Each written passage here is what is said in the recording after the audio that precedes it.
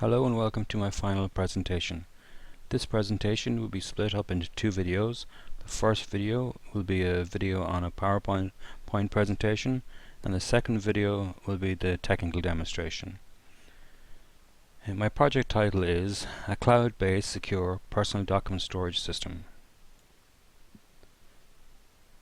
Most holiday makers keep photocopies of all their important documents when they're going on holidays. Important documents like visa cards, passports, driver's license. But where can they put them? In your carry-on luggage, your whole luggage? But they're not safe. Your bags are just not very secure for such important details. Wouldn't it be great to be able to store them securely online and to have them online and have online and offline access? I decided to make a cloud-based secure personal document storage system called Safe Travel.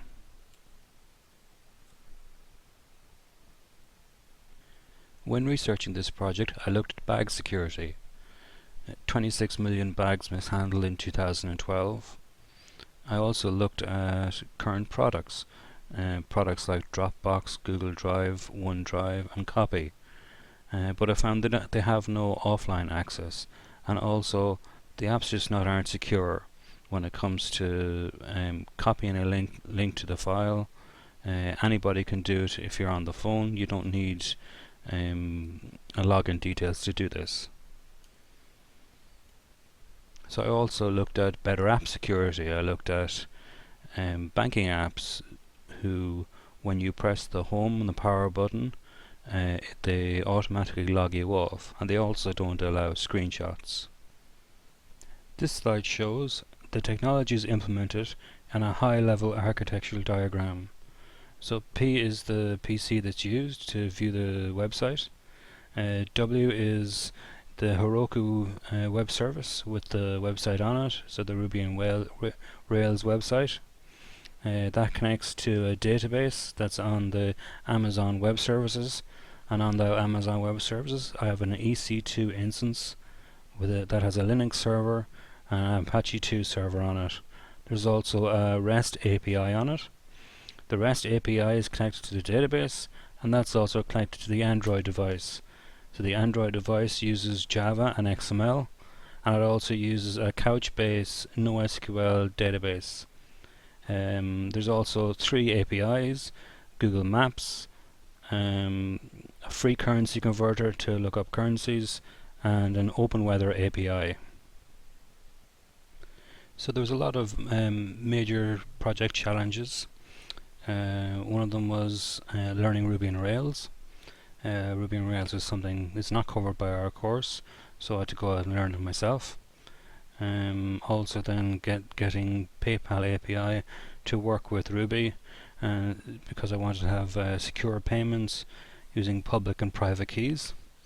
Something else that wasn't covered by the course was setting up Apache 2 servers, and also then using that with SSL to connect to the Android device.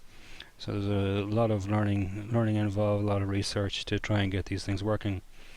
Another thing was syncing the data. So I had to work out the logic of what I wanted to do. Invariably what I done was worked it out on paper first, and then figured out that I needed a last known update point. So therefore, by having that, I was able to decide whether something was old or something was new. And other problems that were out of my control was Couchbase shutting down. So when you went into Couchbase and then went into Google Maps and then came back out into Couchbase again, it had a habit of shutting down. And this wasn't a problem with my project, but with a problem with Couchbase itself. So I contacted Couchbase through GitHub, and they were able to send me a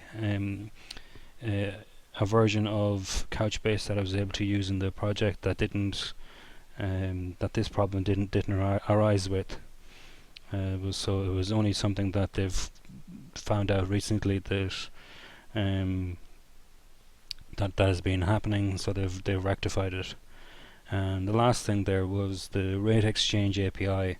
I was originally using a Rate Exchange API, but I found that after 6 o'clock in the day, in the evening, the app would stop, and basically the app was being used by a lot of other applications, or the API was used by a lot of other applications, and so basically it was hitting its daily limit.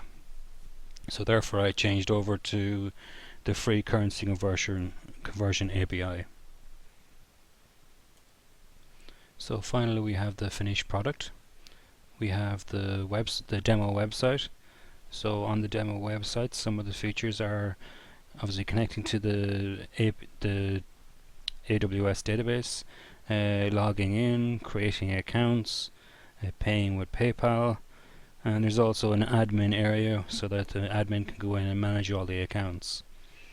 The admin can't view any pictures for security reasons, whereas a user can view and upload pictures. Then we have the AWS database and API. So with this we can connect securely into the Android app. And then the Android app itself, so you can log in, as we can see the images here. You can do a currency conversion, you can check the weather. You also, on the dashboard, you can also see all your different images, and there's also a find the police, so it'll find the local police station to your current location. So as I said earlier, this was part one of the videos. Part 2 will be a technical demonstration, so we will see everything working. Thank you very much for watching. Do stay tuned for the next video.